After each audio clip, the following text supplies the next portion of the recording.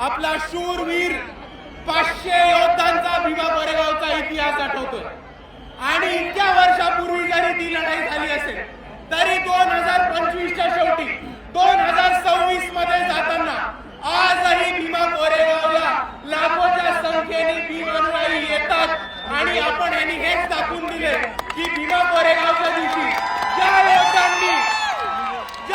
योद्ध्यांनी इकडे पेशवाई माती काढण्याचं काम केलं होतं त्यांना आम्ही विसरलेलो नाही आहोत मित्रांनो।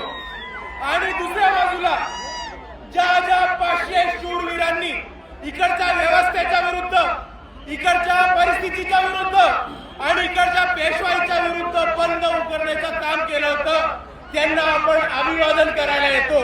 तेव्हा फक्त महाराष्ट्राला नाही तर भारताला नाही तर अख्ख्या जगाला दाखवून देतो की हे बाबासाहेबांची औलाद अजूनही लढलेलो विसरलो नाही होत।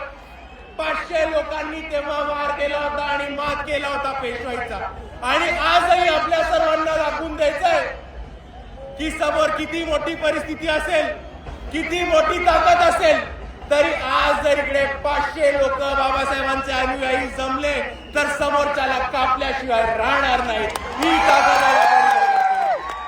आणि म्हणून मी आपल्या सर्वांना एवढीच विनंती करतो की आज जसं आपण भीमा कोरेगावच्या इथे अभिवादन करायला एवढ्या मोठ्या संख्येने आलो त्याच पद्धतीने आपल्याला हा शौर्याचा इतिहास आणि आपल्याला आपल्या समाजाचा लढवय्या इतिहास पुढे घेऊन प्रत्येक क्षेत्रामध्ये घेऊन जायचा आहे। आणि भीमा कोरेगावच्या शौर्यांना आपण तेव्हाच अभिवादन करू जेव्हा आपण त्यांच्या पद्धतीने त्यांच्यासारखे छाती टोकपणे लढणं शिकू।